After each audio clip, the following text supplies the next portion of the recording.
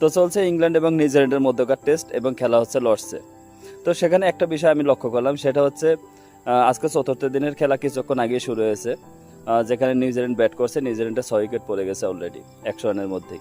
তো যাই হোক, আসল বিষয়টা আসি, সেটা হচ্ছে দেখুন চতুর্থ দিনের প্রথম সেশনের খেলা হচ্ছে, সেখানে অলরেডি 26 উইকেট পড়েছে দুই দলের মিলে, 26 উইকেট।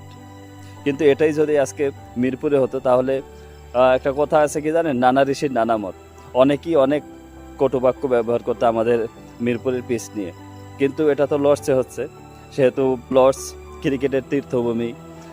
সো আচ্ছা, যখন আমাদের বেলায় হয় কোনো এরকম আনরিয়াল কোনো কিছু, সেটা হয়ে যায় একটা বাজে পিচের তকমা পায় আমাদের পিচ। কিন্তু যখন সেটা ইংল্যান্ডে হয়, অস্ট্রেলিয়ায় হয়, সেটা একটা ভালো দিক বিবেচনা করে ক্রিকেট বিশেষজ্ঞরা। তো সেটাই বিষয়টা অনেক বেশি খারাপ লাগলো এবং ভাবলাম আপনাদের সাথে শেয়ার করা যাক।